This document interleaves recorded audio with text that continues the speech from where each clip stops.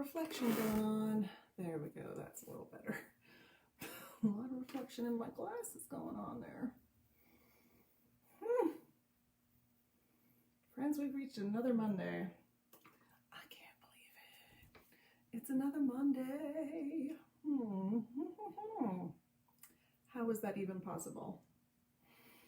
Another Monday. That's fine. It's fine. How are you all? As you start to get the notifications that I'm live, how are you all? Today, Monday, 9 a.m. 9 a.m. Eastern Time. We have the next round of practicum participants starting today. 2-week practicum on working with a child and adolescent voice. Let's move that a little bit, maybe. Yeah, working with child and adolescent voice. So that's starting today with folks from all over. Also, I've just realized that somewhere along the line, someone took my charging cord. I have a suspicion about who that might be. Anyway, I won't out them yet. Yes, so Monday morning, there are 7 folks in the practicum. That's right. Coming in hot. Several people from my time zone, bunch from my time zone, a couple from one from Mountain Time, a couple from Central Time, and then someone who is 14 hours ahead of me. So when we have our 10 o'clock meetings, they're going to be like 12 a.m. But they like nightlife, so should be fine. Should be fine. Ooh, yeah. So Instagram is doing some weird stuff here. Doesn't look like they're like, hang on, we're telling your followers. Are you though? Like, maybe get in there. Do that thing. Doesn't look like it's really happening there. Anywho, let's see.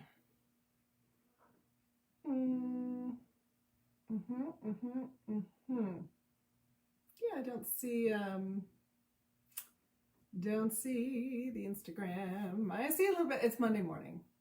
And up here where I am, it is super hot and super like 90% humidity right now. Super hot all weekend. It was like that, so thank goodness for air conditioning. All right, let's get going. Oh, from Tasmania. Hi, Hannah. That's far away. Wow, Tasmania. Huh. What time is it there?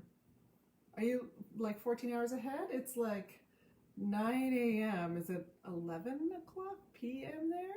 And it's freezing there. Oh man, yeah, well, it's really hot here. Really hot. Like it's getting up, with humidity. Oh, 11 p.m. Yeah, so you are 14 hours ahead. Oh, look at that. I guess that time zone. Like a genius. Anywho, all right, let's get going. Even though I'm not sure, I'm going to stop my, just give me a sec there, Facebook. I'm going to stop and start here on Instagram because things are weird there. So let's just stop and start it because things are weird. And now it says I'm live and now it's telling my followers. We'll see. We'll just see what happens. For now, I just won't look over there. Let's get going though. So yeah, it's just after 9 here a.m.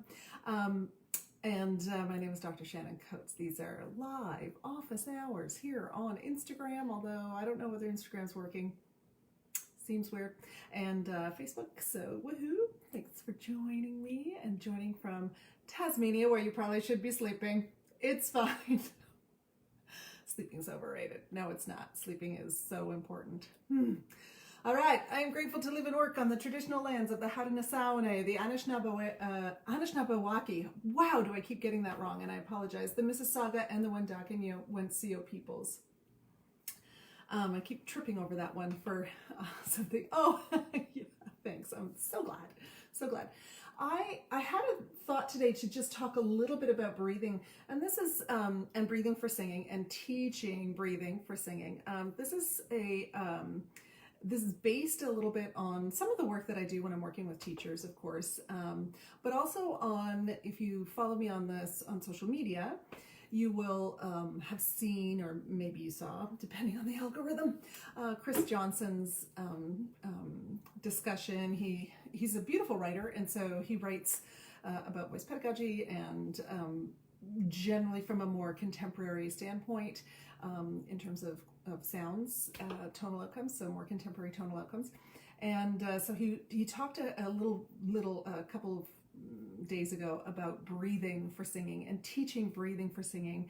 And when we're working with singers, when we see what's happening with a singer, when the thing that comes into our mind is that we need to change the breathing, that usually and often it's actually more effective, rather than changing the breathing or working directly on the breathing.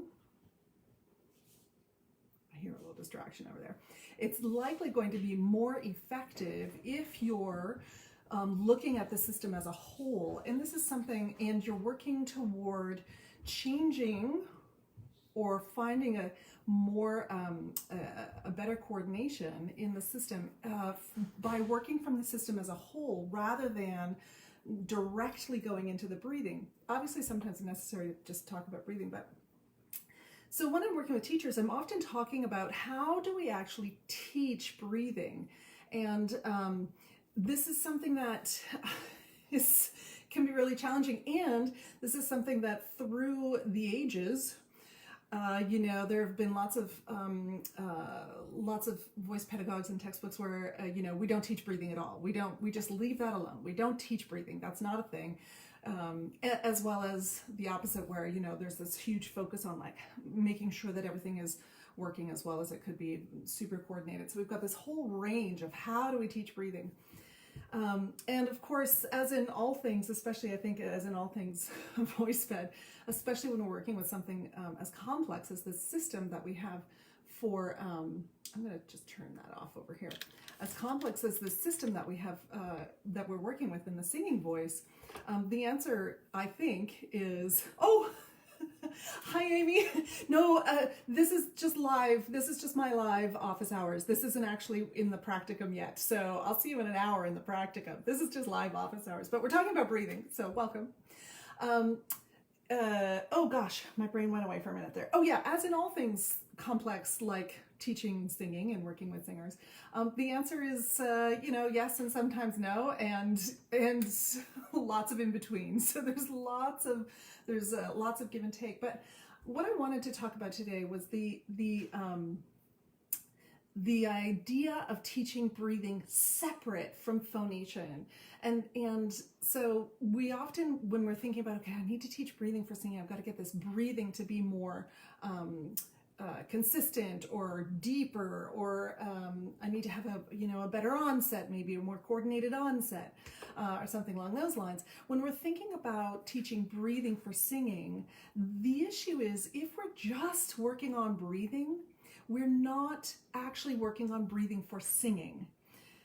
If we're working on breathing techniques, that's terrific, and we may be then working on grounding, we may be working on focus, we may be finding patterns in the body and encouraging different kinds of engagement in the body in terms of what the body is going to do once we're no longer thinking about breathing. So we may be encouraging those kinds of things, but are we actually working on breathing for singing? Not necessarily. We are likely not. We are likely more working on calming and focusing and grounding, and we're likely working on the things that are going to get us into perhaps into a different state, a different emotional state. There might be some emotional regulation that comes through there. There's lots of work that happens in the body with diaphragmatic movement as we inhale, and as we get a more intentional inhalation, especially there's this sort of rocking motion in the organs and connections into the nervous system that are all excellent, excellent for being more aware of what's happening in the body as we breathe, as well as having this, again, this kind of setting of the body for an emotional regulation. But those things are not necessarily useful for singing, for breathing for singing, right? If we think about the emotional regulation that we're getting when we have the breathing, so I'm doing like a 3 in 4 out kind of inhalation, or I'm breathing in one nostril, and then or breathing in through a straw, feeling the expansion. I mean, that's all very good. All very good, but it's not necessarily useful for breathing for singing. Why? Because when we're working on breathing for singing, the inhalation that we're taking when we're going to sing, that inhalation needs to be full of intention. So the inhalation, that the reason we create sound, there has to be an intention behind creating that sound. So if I'm breathing for the sake of breathing, I don't have an emotional intention to communicate. Right? I don't have an emotional intention or a reason to communicate if I'm just breathing for the sake of breathing, for the sake of emotional regulation, or the sake of focusing, or for the sake of like figuring out what my ribs are doing, or seeing where I've got release. That's all, again, nothing wrong with that. It's all good stuff. But it isn't necessarily useful for teaching breathing for singing. What we want when we're doing breathing for singing, and this changes a little bit according to style. So let's talk first of all about sort of popular music styles. In general, in our popular music styles, we're not necessarily going to be singing long phrases over long periods of time at a really specific pressurization. So we don't have to have this really specific, consistent pressurization or a consistent release of breath flow to sustain pitch and continued consistent tonal outcome over long periods of time and over long phrases, right? That is not a hallmark of our popular styles. That is the hallmark of our Western classical style. So that is what we hear in Western classical style. It's consistently released over a long period of time with a very specific kind of breath flow and breath pressure coming through the vocal folds in order to create these sustained sounds. So that is a really specific release of energy. So that and coordination for breathing. So that's a little bit different, although we'll get there in a sec. But when we're talking about popular styles and music theater to a certain extent, depending on the style of the music theater, but music theater also to a certain extent, we're talking about popular styles. The inhalation that I take is going to be the thing that I need to get my communication intention. So to be able to nail my communication intention, I'm going to take a very similar inhalation to what I would take if I'm going to tell you something. So if I'm angry, and I'm going to tell you something, my inhalation is going to match what I need in order to create my intention or to create that emotional engagement, right? That is going to, my body can subconsciously, we have learned how to do this, how to subconsciously, completely without our brains do, well, our brains are doing it, but completely without our conscious brains doing the work, saying, taking in the inhalation that I need in order to communicate in the way that I want to communicate.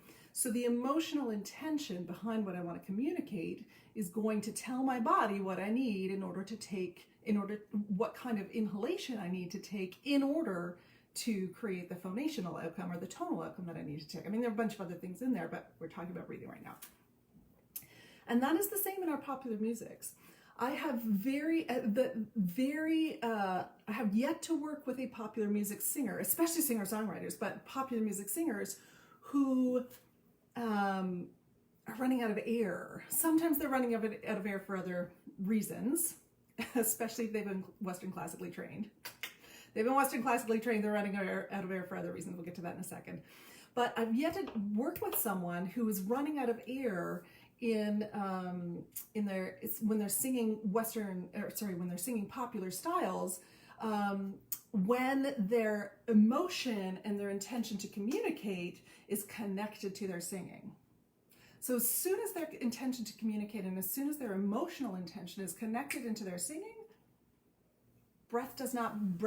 I mean, every once in a while you have to work on something where you're like, okay, you might want to change where that breath is so that you get a little bit more intention here, or how do you want to change that, where you take that breath, or what kind of breath you take. You might want to have a little longer inhalation there. Like, sure, there are little things that we might just tweak, but very rarely do we have to work on, breathing or running out of air or taking an inhalation in a different way in order to facilitate a different kind of tonal outcome, because that intention guides the body into the tonal outcome.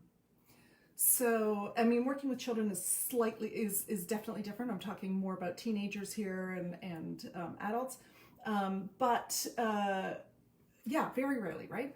And when we start to move into music theater, and then we start to move into Western classical styles, we start to get, and not all music theater, but certainly as we start to go more toward our Western classical styles, where the outcome is this longer sustained, consistent tonal outcome that we're looking for, and sustained, consistent breath pressurization, all that stuff that we're looking for, as well as this very specific kind of coordination that is required for Western classical singing and for lots of music theater singing, where we have this very specific tonal outcome that is required. That is not our sort of go-to tonal outcome. It's not our go-to. It's not necessarily close to speech coordination. It's not something that we would sort of do if we weren't taught how to do it necessarily.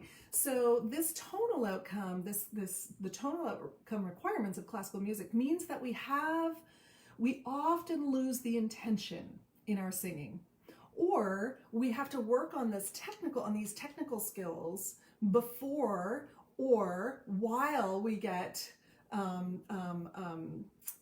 as we're working on intention, right? So that the technical skills take up a lot of our mental space, and we don't always have the same mental space to give to intention and communication, and especially when we're singing in foreign languages, when we're singing other languages that aren't our native tongue, or we're singing 17th century poetry or whatever, or 18th century or 19th century poetry.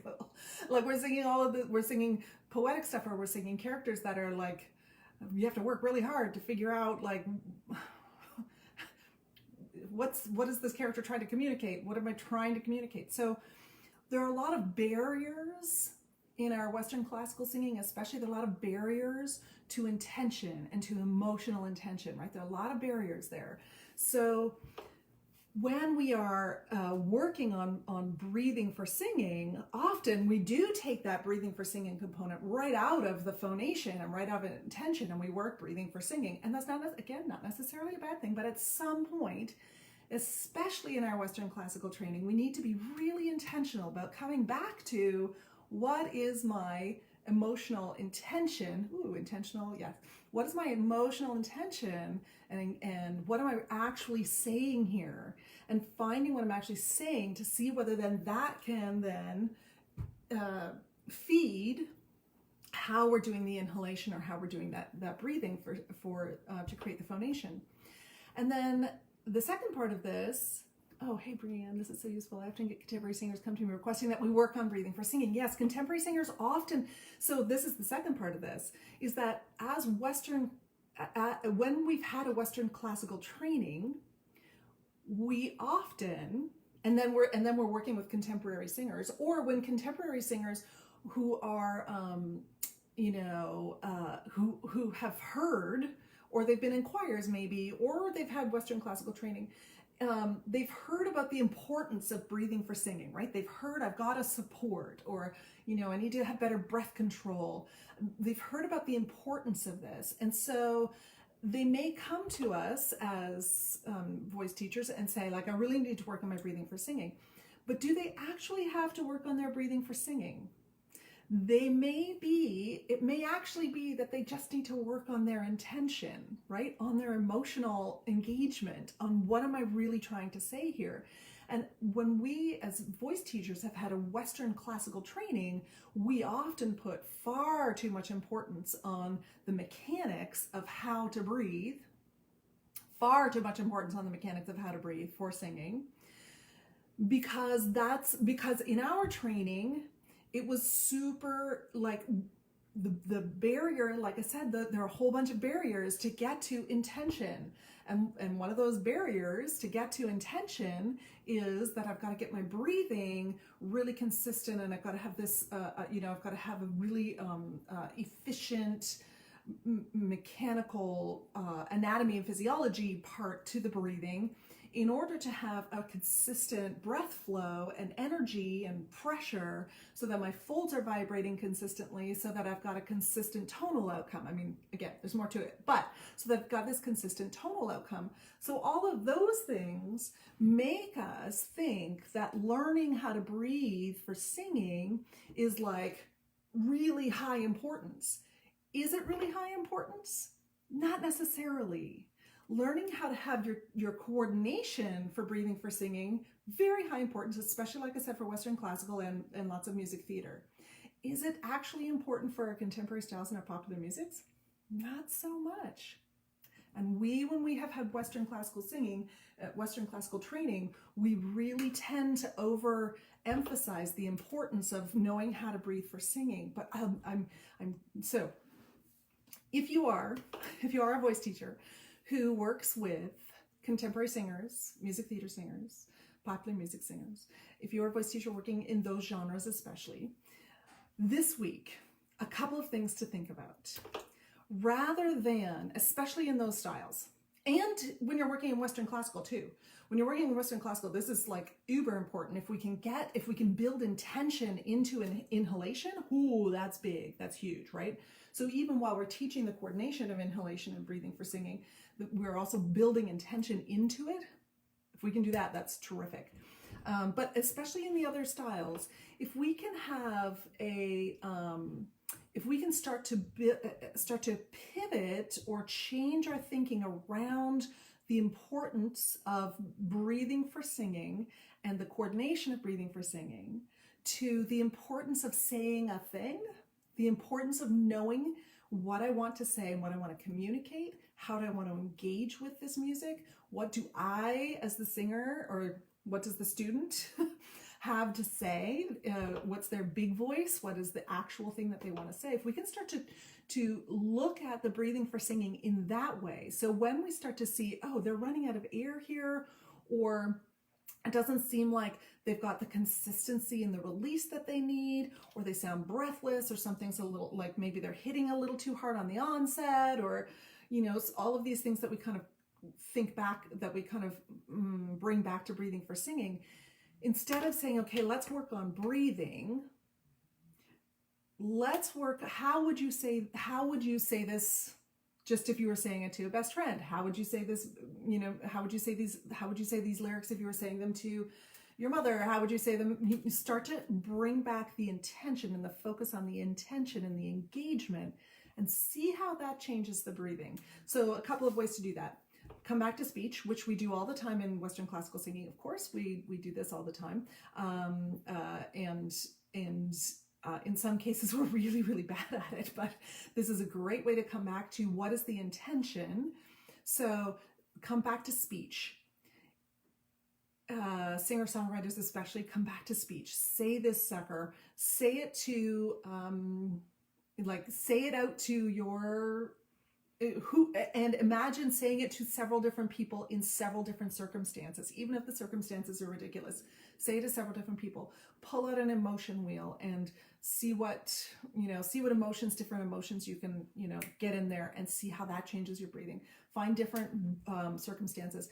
Do some deep work around, especially singer-songwriters, do some deep work around why did I, what am I really trying to say here? And do some deep work around the characterization. What does the character really want? What do we do? Some of the acting work that we so often don't do. Do some of that acting, the work that actors do. What does this character really want? What do they want to get out of this situation? Where are they coming from? Do some of that work from speech. See how your speech then, how your inhalation for speech changes when you're not thinking about singing. Then see if you can have that same intention in the singing, whether the singing goes crazy or not. If the singing goes crazy, that's fine. If you get out of tune, that's fine. Who cares? Who cares? Find your intention in the singing. Notice what's happening in the breathing. Don't change anything. Notice what's happening. Change your intention. See what happens with the breathing. Notice. Don't change anything. Notice go from just see what happens, going from intention first rather than changing the mechanics of the breathing. Obviously, like I said earlier, there are lots of little tweaks that can be put in there. So little tweaks like try a 2-second inhalation as if you're sad. Try inhaling through your nose there. Try, inhaling with a hand gesture. Try inhaling with surprise. Try inhaling with the intent of fear. Try inhaling with the intent of amusement. Try inhaling, like there are all of those different kinds of intentions that can be part of your practice where you're not asking for a specific technical change, right? So you're not asking, oh, can the ribs swing out more? Or, oh, can you have more of an open throat? Or all of those kinds of things, right? Hi, Allison. Yes. So find the coordination that comes out of creating the intention and just see what happens there. I'd be curious to know your thoughts. Yes. Take care. Monday morning. Yep, that's a good time to stop. Take care. I will see you on the socials sometime soon. Hi, Gabby. I'm just stopping now, but that's okay. I'll see you soon.